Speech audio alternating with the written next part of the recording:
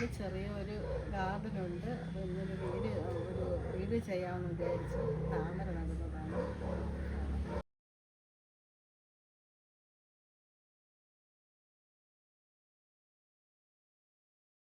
ഇത് 15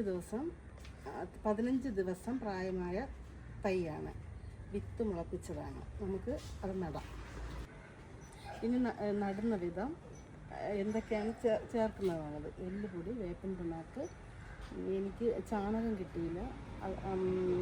അതിന് പകരം ഇത് ആടിൻ്റെ വളമാണ്.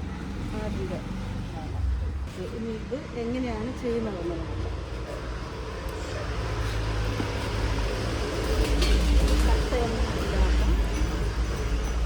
ചട്ടയൊന്നുമില്ലാതെ മണ്ണെടുത്ത് അതിൻ്റെ കൂടെ ആടിൻ്റെ വളമാണിത്. ചാണകപ്പൊടി കിട്ടിയില്ല. കുറച്ച് എല്ലുപൊടി,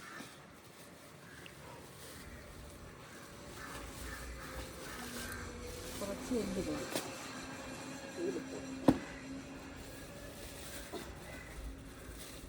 കുറച്ച് എല്ലുപൊടി, കുറച്ച്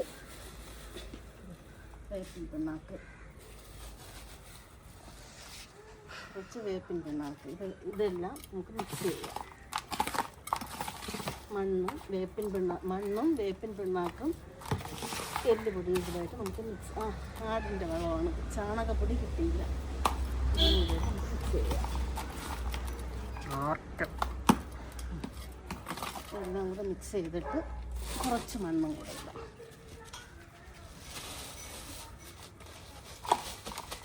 കുറച്ച് മണ്ണും കൂടെ ചേർക്കാം.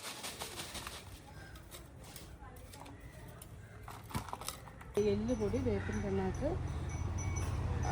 ചാണകത്തിന് പകരം ആടിൻ്റെ കാഷ്ടം, അത് മണ്ണും കൂടെ ആയിട്ട് മിക്സ് ചെയ്ത് നല്ലവണ്ണം അമർത്തി വയ്ക്കണം. അത് അല്ലെങ്കിൽ ഇത് ഇളകും.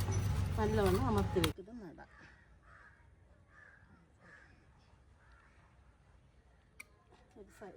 ഒരറ്റത്തായിട്ട് നടാം.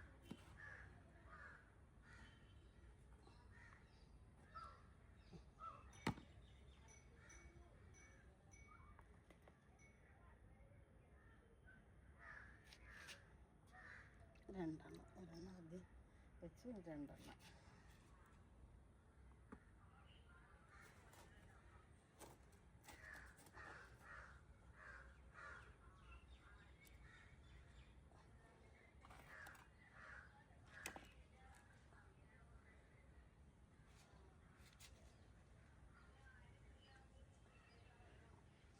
ഇതിൻ്റെ ഇലയെല്ലാം ഇങ്ങനെ വെച്ച് 2 സൈഡിലായിട്ട് ഇത് ചെയ്ത് ഇനി നമുക്കിത് വെള്ളം ഒഴിക്കാം.